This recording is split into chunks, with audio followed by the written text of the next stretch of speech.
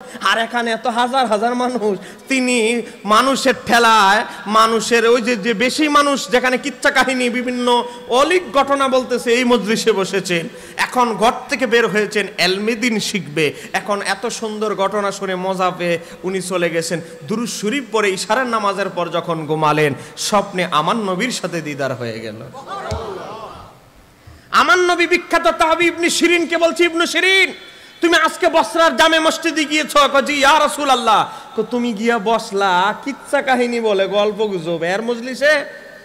তুমি তার মজলিসে কেন বসলে? তোমার তার পাশে যে একটা ফিখের দরস দিচ্ছে বিজ্ঞ একজন আলেম, তার দরসে কেন বসলে না? দিনের দৈনন্দিন জীবনের গুরুত্বপূর্ণ মাসালা মাসাইল কেন শিখলে না? আগামীকাল যখন বসরার জামে মসজিদে যাবে, ওই ব্যক্তির দরসে নয়, ফিখের মজলিসে মাসালা মাসাইল শিক্ষা দিচ্ছে, দিনের গুরুত্বপূর্ণ বিষয় শিক্ষা দিচ্ছে, সেখানে গিয়ে বসবে। একটু জোরে বলেন না সুবহানাল্লাহ। এখন আমরা শুধু কাহিনীর মিষ্টি মিষ্টি, বুঝেন না?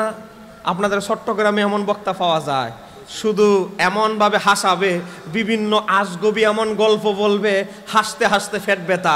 আবার ওয়াজে থাম্বনেল দিয়ে দিয়েছি ইউটিউবে, যদি হাসতে হাসতে ফেট ব্যথা না হলে এমবি ফেরত।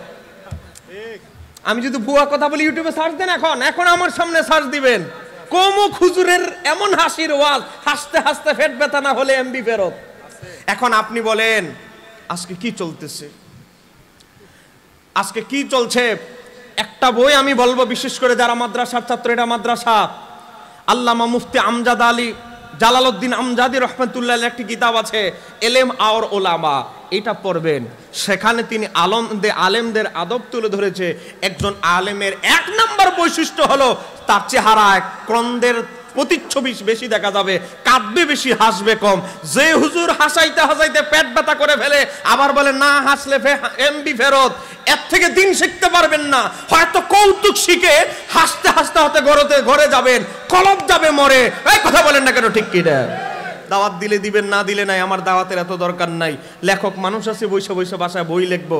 আমার বাবারা ভাইয়েরা, এজন্য আপনাদেরকে অনুরোধ করছি, আমি এখানে অনেক মানুষ আছে যাদের ছেলের বয়স, নাতির বয়সে, আমি অনুরোধ করব আপনারা এই গুরুত্বপূর্ণ মজলিস, দাওয়াতে খায়েরের মজলিসগুলোতে একটু বসবেন, দিনের মাসালা মাসাইল শিখবেন। হুজুর এটা শিখতে চাই।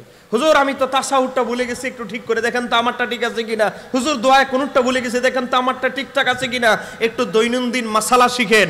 বাবা, ইমাম জালালউদ্দিন সুয়ুতী শরহুস সুদূর কিতাবের ভিতরে নকল করেছেন, কেউ যদি বৃদ্ধ বয়সেও যদি দিনের মাসালা মাসাইল শিখতে শিখতে যদি আপনার মৃত্যু হয়, মাসালা শিখতে গিয়ে একটা ক্লাসের একটা অধ্যায়, মনে করেন এতেকাফের মাসালা, মনে করেন আপনি ওযুর মাসালা শিখতেছেন, এই সপ্তাহে এতটুকু দরস দিয়েছে, আগামী সপ্তাহে আরেকটু বাকি আছে, এই বাকি দরসের আগে যদি আপনার মৃত্যু হয়, ইমাম জালালউদ্দিন সুয়ুতী উল্লেখ করেছে, আমার আল্লাহ তার বাকি ইলমটা কমপ্লিট করার জন্য কবরে ফেরেশতা নিয়োজিত করবেন, সে বাকি মাসালাটা তাকে শিখিয়ে দিবে।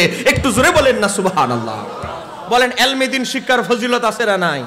আস। একেবারে মৃত্যু থেকে হাসর পর্যন্ত সব জায়গায় আলেমদের মর্যাদা আস। কথা কোন আছে না নাই? একটা ঘটনা মনে পড়ে গেল, আমার বড় ভাই পাশে বসা, আমি আপনাদেরকে বলছি। বলেন